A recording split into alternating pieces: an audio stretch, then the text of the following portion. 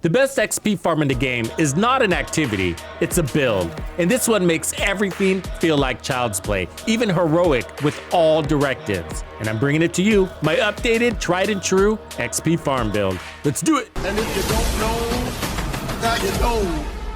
Since this build is so important to your XP and resource strategy, I'm gonna be spending a little extra time on explaining the nuances and the details of this build, including when and how to use it. But the reality is that in this game, the new grind isn't gear anymore. It's not. It's really resources. That's the grind. Gear is really easy to get now, thanks to Countdown. The best way to get resources is through XP. So if you're looking for the best resource farm, this is it.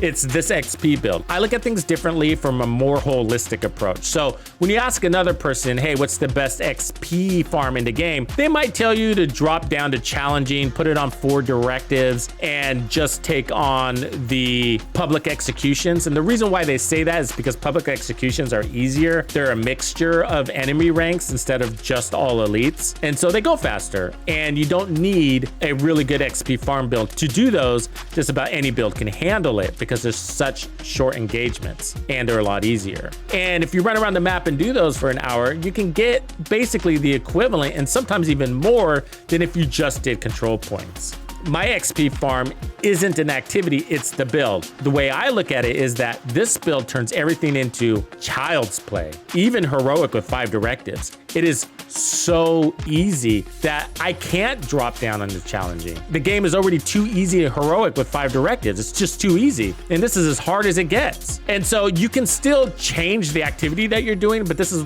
why I'm telling you not to. This is because, again, the real grind in the game is resources. And that's why you're leveling up your watch. So if you're not yet to watch 1000, then you're doing it also so you can get your damage points and all the little things that you need to be stronger in the game. But you're also doing it for those scavenging points so that you can get more resources. And that's important. But what you don't want to always have to do is spend your hard-earned watch points on easy to get resources, materials that you can just encounter or be rewarded by completing control points. So control points reward you with resource convoys that enter while you're taking on that control point. Those resource convoys are filled with things that you need to craft and optimize and expertise your build. And also you have all the little material caches laying around, and there's a material/loot cave that you get a raid every time you complete a control point. And that big yellow cache gives you a 10% chance at receiving an exotic component, the rarest,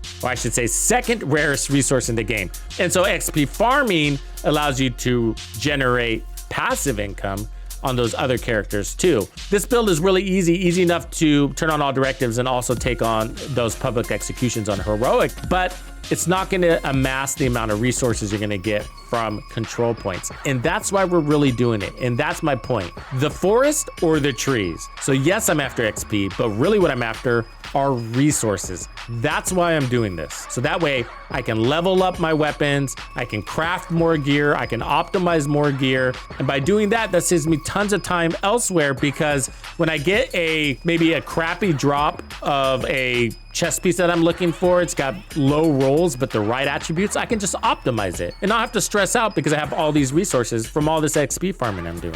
One of the things this build does is takes advantage of all the XP accolades, the rewards, the bonus XPs that you're getting down in the left corner. Things like chain killing and headshot kill bonuses and survivalist bonuses. And that adds up in XP over time, a lot of XP. I level up a ton with this build because I'm getting headshots. Again, why we're running a headshot build and why we're not running an SMG build or an assault rifle build, because we want all headshots for greater bonuses.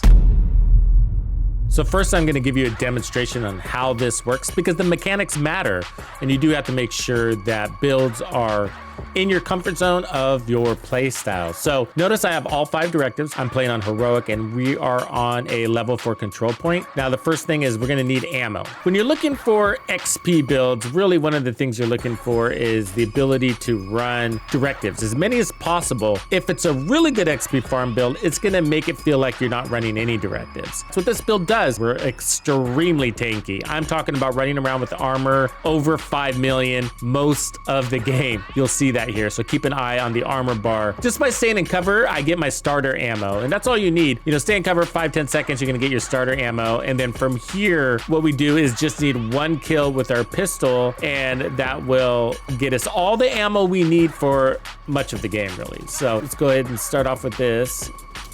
And that activates our power. Okay, and so that's part of the mechanic. Notice I started with a stronger weapon. There's our ammo. All right, look at our bonus armor, right? Now we got 175 rounds. That's 175 kills, all right? Keep that in mind. So let's go ahead and pop our heals. Now I'm running the healer just because I don't have anything else to run. So I don't recommend the shield because of the directives. Now we're one-shot killing. So that's 8 million, but that's because she didn't have much armor potential. But we're hitting over 10 million. It doesn't take much to get there. There's 9 million on him. So you're able to do all of this without a full stack of memento trophies. Notice that we were doing that right away. Now this is a solo XP formula. There's an elite 11 million. Another 12 million hit, over 12 million. And look at our armor. Now let's get into some tough stuff. So here's an elite right there with special ammo. And he was just tickling us. Tickling. All these details matter, so we're gonna spend a little extra time talking about things, right? It's not just gonna be a quick, here's my build, good luck. And so I wanna really make sure you guys understand this build and why it's so special. So that activates Headhunter. Now I'm gonna switch to my rifle and notice the damage bar went all the way to the top on the Headhunter meter. So now we need to go activate Determined, which requires another headshot. You got 30 seconds to do this. And there we are, now we're active. So you see the Determined symbol down below? That's the head with the X. And so now I don't have to shoot the head anymore. I can shoot them square in the body or on the foot, the ankle, the backpack, a weak point, whatever. And it's gonna treat it like a headshot. So what's happening is it's maintaining my Headhunter stacks. Now the Headhunter symbol's gone, but it's still there. It just kind of times out that symbol. But in theory, you want to make sure you get 1 kill every 30 seconds to maintain Headhunter. So it does often expire between control points. So you will have to activate it at least once every control point.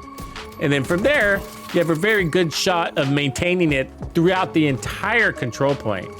Now, if you encounter a heavy, which you're bound to, like somebody with a helmet or like a big chunga, then they're gonna take your Headhunter away because it's gonna take more than 1 shot to kill them.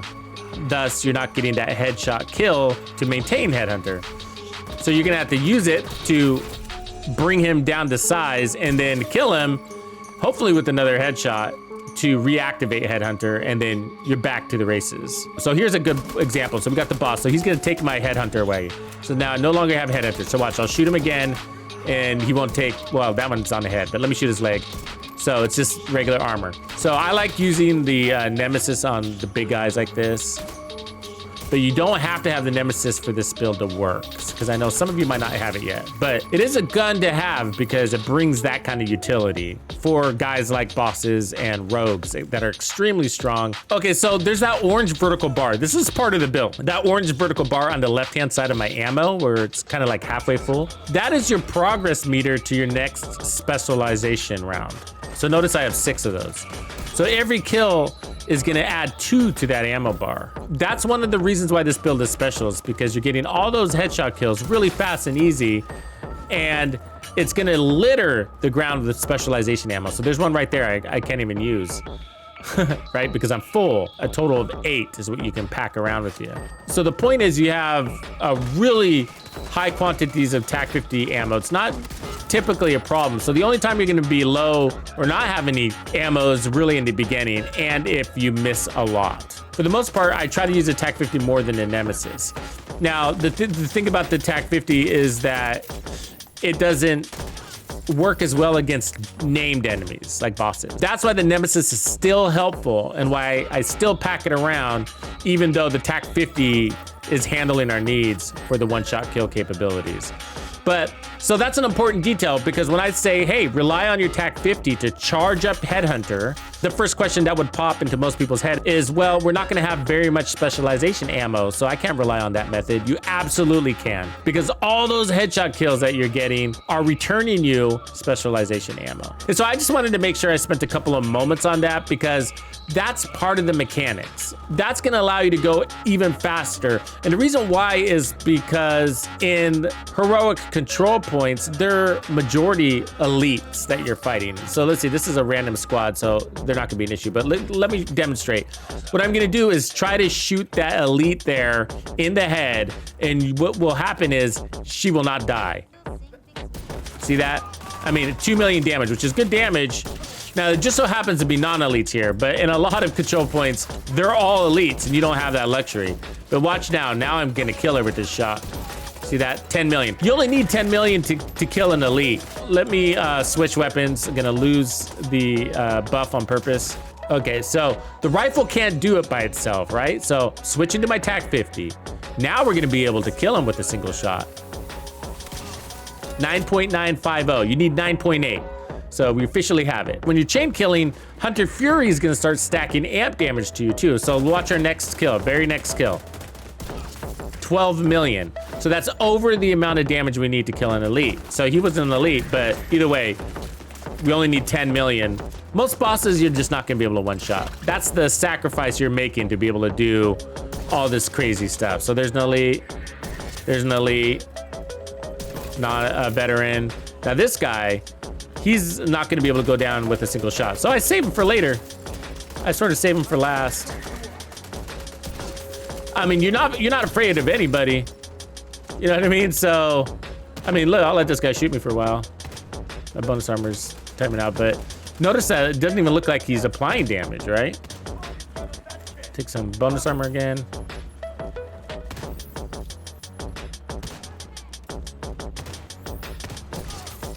I mean, you have all day. Okay, let's take out this guy.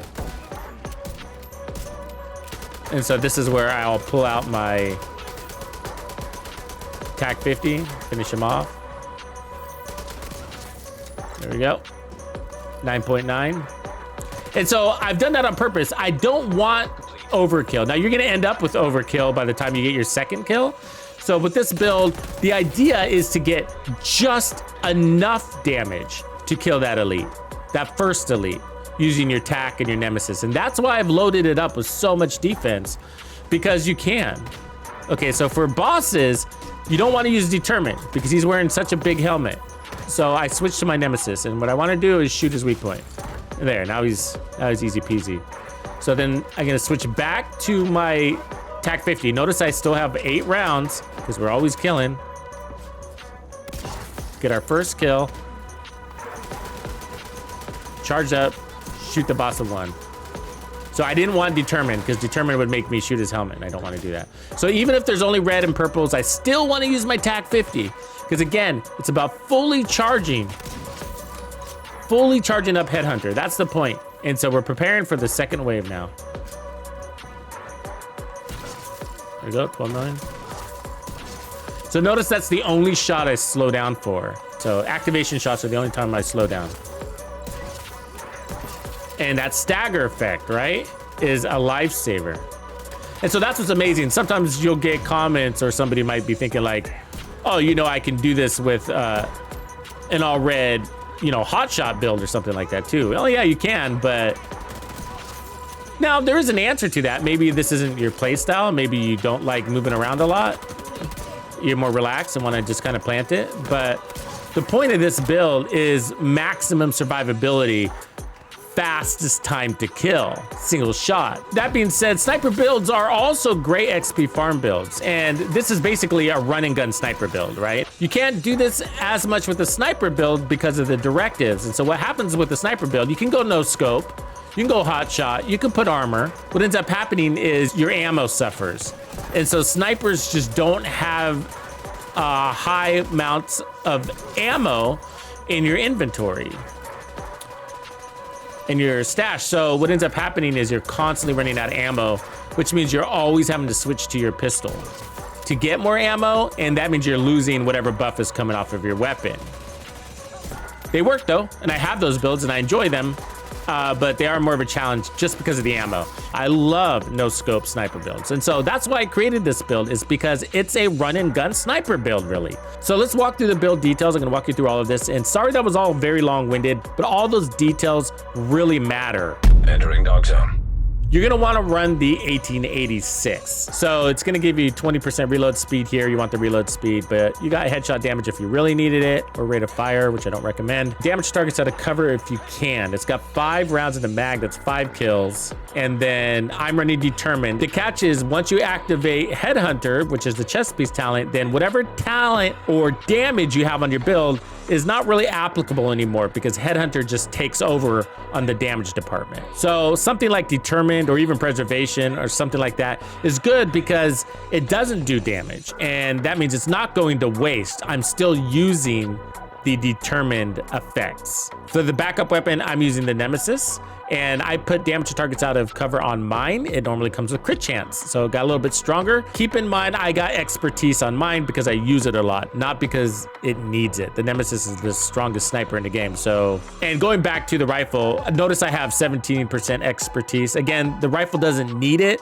but because it's one of my favorite and most often used weapons, I add expertise to all of those that fall into that category. There's a few things you're gonna have to look at. Now, one of them is the stats, and we're gonna get into that. So expertise is the last thing that you're gonna need to look at on your build. We have overkill. So here's what's confusing to people. The damage that matters is not the rifle. The damage that matters is the Nemesis and the TAC 50. So remember we saw the first kill hitting at 9.8, 10 million basically. That was coming from these weapons. So these are the weapons and the build metrics that you want to focus on. From there, the next kill shot was about 12 million. So that's 2 million over. And so that expertise is not giving me 2 million extra damage. It's Headhunter that's doing that. And so that's why your rifle doesn't need the expertise. If you're not one-shot chain killing right off the bat with this build, it's either you're not using the right weapon to kick it off, or your stats aren't where they need to be. And we'll talk about that in a second. Okay, and my TAC 50 is an expertise 20, and I use this all the time. It's actually my favorite weapon in the game all around. This comes from Sharpshooter. Sharpshooter also gives you more headshot damage and something called breathe control, which is mostly stability.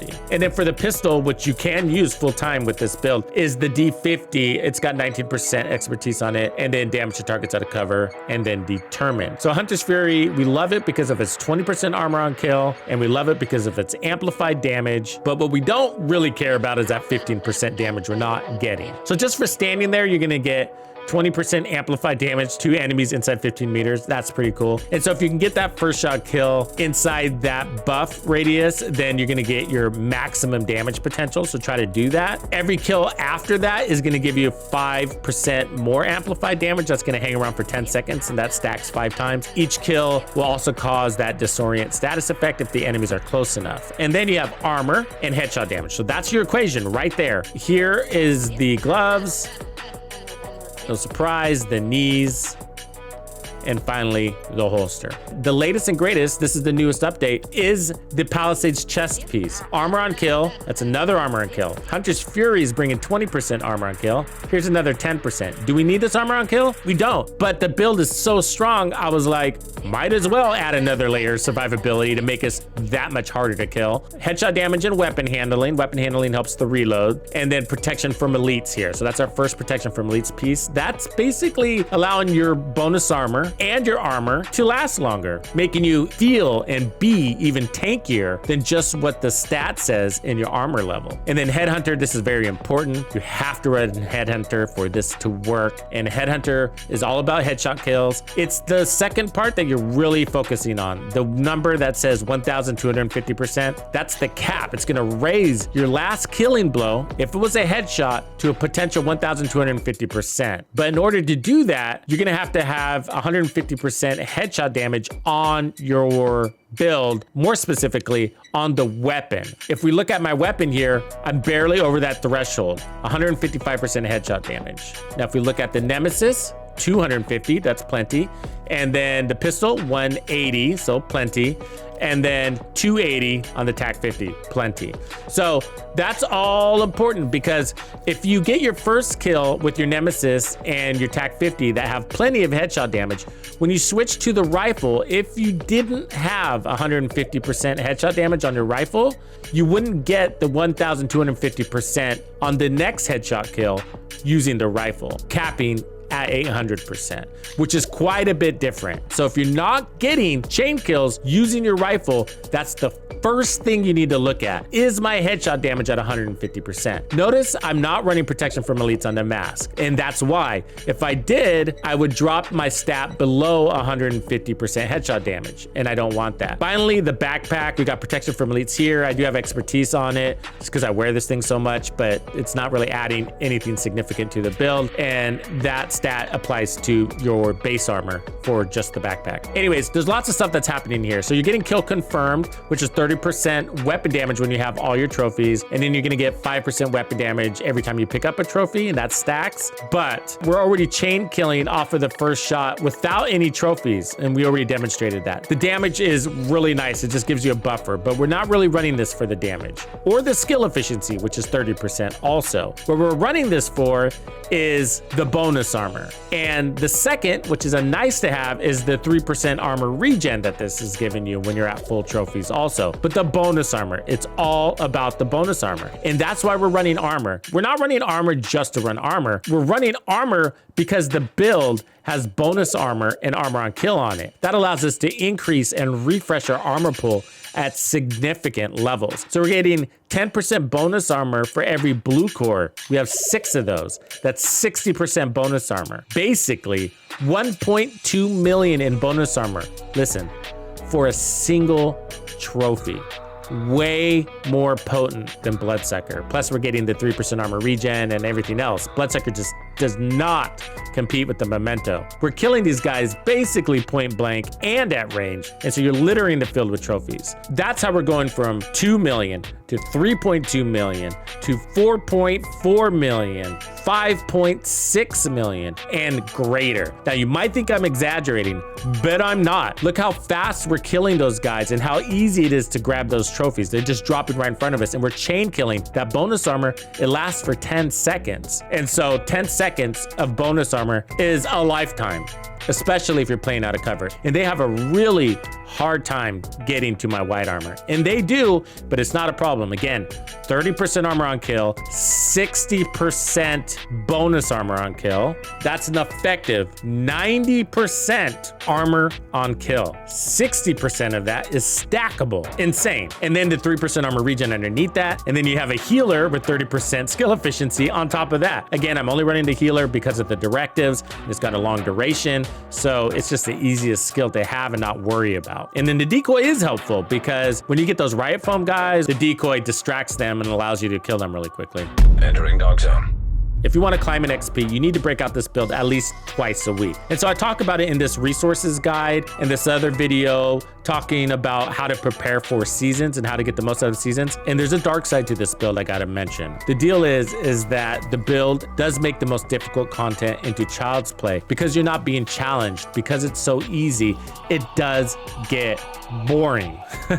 You know, and so I break out this build as much as it makes sense for me to, but if I spent too much time with it, I would be bored because it's just too easy. But it's also fun to mow through these enemies. So in theory, I'm breaking it out twice a week so that I can get my XP. A good time to do that is on Tuesdays when all the projects refresh, and definitely for global events. So when you're farming those red stars, this build basically bypasses most global events. So if you're running Golden Bullet, it's perfect for Golden Bullet because you're gonna get that auto reload and never have to reload. It's amazing in Golden Bullet. I can't stress how recommended this build is for the Division 2. Thank you for hanging out with me today. My name is TuxedoBandido, and this was another episode of the Division 2. If you found this video helpful, subscribe, like, and turn on notifications to ensure you don't miss out on the fantastic experiences waiting for you in the Division 2. And if you like builds like this, check out the recommended build video I have here for you. If you have anything you want to see covered, be sure to let me know in the comments below. And thank you to all the channel members and donors who make everything possible. Tux Nation wouldn't be without you.